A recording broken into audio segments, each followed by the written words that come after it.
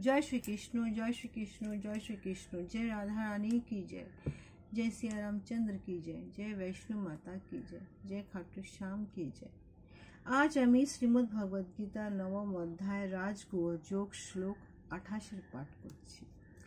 शुभा अशुभा फलहि एवं मोक्षः कर्म बंधने संन्यासः योगे युक्त आत्मा विमुक्तः माम উপস্যসি।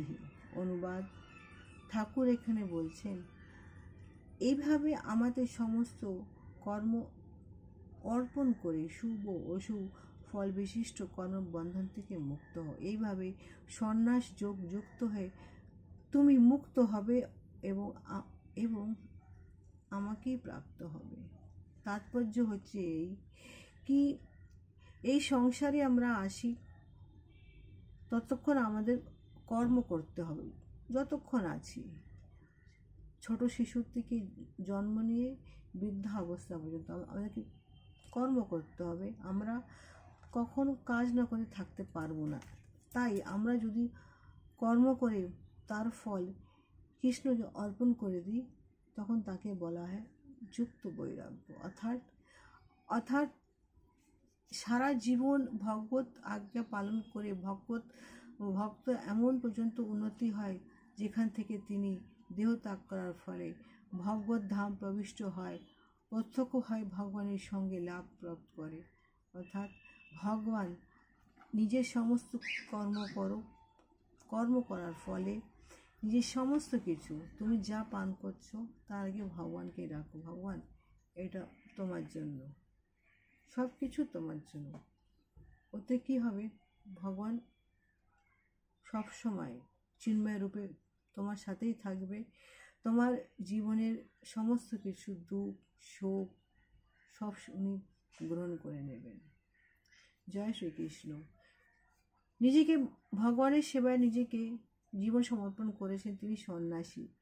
ফলে ভগবানের নিত্য দাস হয়ে সর্বদাই ভগবত সংকল্প আশ্রিত হলেই মানে ভগবান তোমার সঙ্গে সব সময় থাকবে। জয় শ্রীকৃষ্ণ, জয় শ্রীকৃষ্ণ, জয় শ্রীকৃষ্ণ। শ্লোক 29।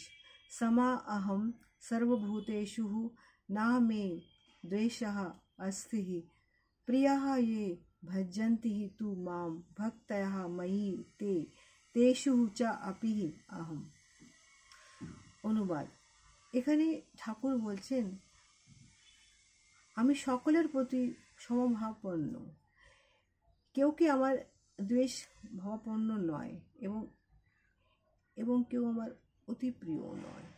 কিন্তু যারা ভক্তিপূর্বক আমাকে ভজনা করেন তারা আমাতে অবস্থান করেন এবং আমিও তাদের মধ্যে বাস করি। অর্জুন, অর্থাৎ এখানে ভগবান বলতে চেয়েছে তাৎপর্য এই কি অর্জুন, আমার কেউ বিশেষ প্রিয় নয় এবং আমার কোনো দেশপূর্ণও নয়।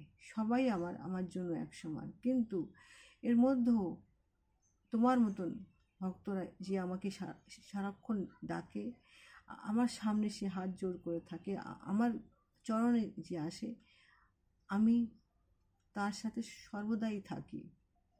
উনি হচ্ছেন ভক্ত বিশেষ, অর্থাৎ যে আমার প্রিয়, সে আমার প্রিয়। অর্থাৎ ভগবান ও জীব নিত্যকালের প্রযুক্ত। জীব যখন ভগবত সেবায় উন্মুখ হয় তখন সে সোনার মতন উজ্জ্বল হয়ে ওঠে। ভগবান হচ্ছেন হীরের মতন, অর্থাৎ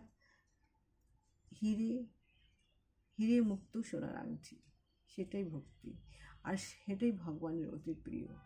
ভগবান তার ভক্তদের নিত্য ক্রিয়াশীল করে রাখেন। ভগবত মুক্ত এই জড় জগতের ক্রিয়া নয়, তার চিন্ময় জগতের ক্রিয়াকলাপ যেখানে সচিদানন্দময় দিব্য ভক্ত রস বিরাজ করছে।